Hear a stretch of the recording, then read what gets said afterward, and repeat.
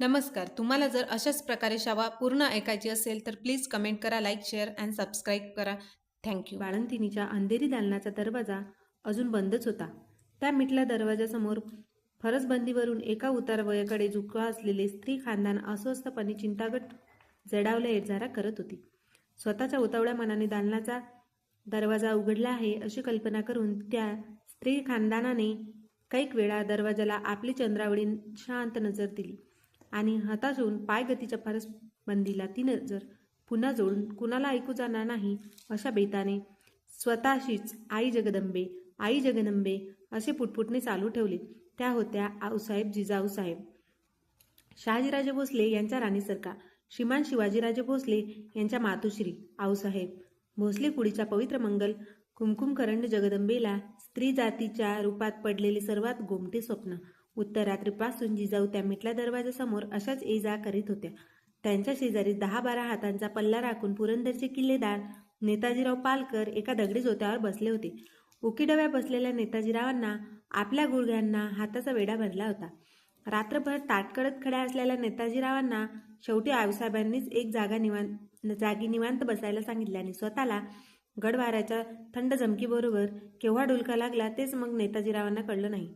त्यांच्या डुईवरची कंगनीदार मावळी पगडी मात्र त्या डुलक्याला हुलकावून देत मोठ्या वारीने आपला तोल त्यांच्या गरगरीत शिरावर सिताप सावरीत होती. मर्दाची झोप नाहीतर चटक्या अंगाचीच असते. दरुणी महालावरचा रोषणाईक आला. जिजाऊंना बघताच अदब मुजरा घालून कोनाड्यात निसूर झालेल्या मशाली पटापटा उतरून हलक्या कदमांनी निघून गेला. दिवस चांगला 1.5 काचरा धावणीहून वर चढला. महालाच्या महिरपीतून उतरलेल्या किरणांनी मध्यभागीच्या बिछाईतीवर मनाजोगा ऐसवेस प्रकाश मांडला. मातोश्री जिजाऊ पुरत्या फिकरमंद झाल्या. चिंतागत फेऱ्या घेऊन त्यांच्या पायांना थकव्याचे कड आले होते. त्याहून अधिक काळजीचे कड त्यांच्या उरात दाटले होते. एकाएकी दालनाचा दरवाजा कुसवात कुरकुरला. आऊसाहेब बिगबिगीच दरवाजाच्या रोखाने पुढे सरशा झाल्या. उरातल्या सगळ्या आऊपणानं त्यांच्या कानात जमाव केला. अनेक सवाल डोळ्यात खडे टाकले. दरवाजा पुरता उघडला गेला. मागून बसके राजस रडणे धावणी घेत कानी पडले. उघडत्या दरवाजाच्या मध्यमवयाची कसबी सुईण गोजाक्या कमरेत वाकून उभी होती.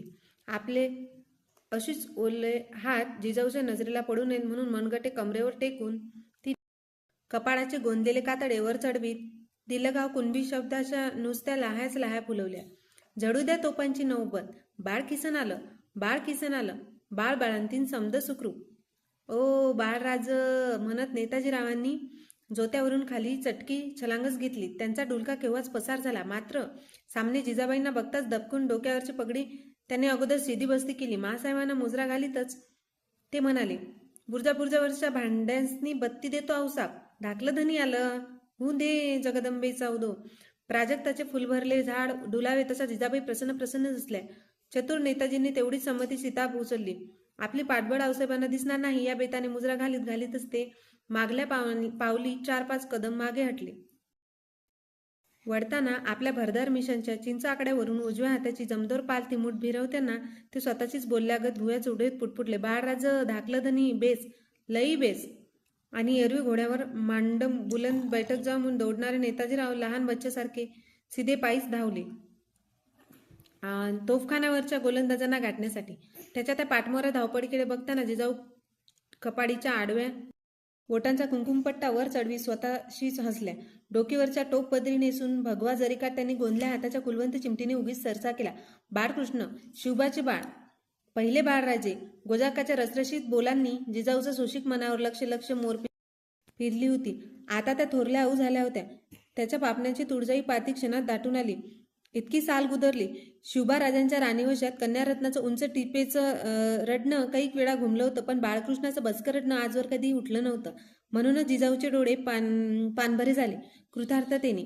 मुलाच्या दर्शनाने आऊपण धन्य होते, पण नातवाच्या दर्शनाने अवघे स्त्री पण धन्य होते. स्वतःला सावरी जिजाऊनी गोजाक्काला विचारले, कुणासारखे ग दिसतात बाळराजे? जित नित राजेसाहेब. जिजाऊच्या डोळ्यावरची शिवाजीराजांची मूर्ती क्षणात उभी ठाकली. घोड्याच्या पाठीवरून घामेजत धावणी धरून ते कुठल्या मुलकात असतील अंबाजाने. राजे उपजले तेव्हा इकडची स्वारी अशीच उन्हाताना दौडीवर होती. आज शुभाराजांच्या पोटी बाळराजे आले आणि राजेही तसेच दौडीवर. भोसल्याच्या पुरुषांना मागल्या कबिलाचा पायगोवा राहत नाही, हेच खरं. जगदंब जगदंब करीत जिजाऊंनी एक निश्वास सोडला. कितीतरी उदंड कट त्या निश्वासात भरले होते. राजे नाहीत, निदान त्यांची यादगीर म्हणून त्यांचे बाळराजे तरी.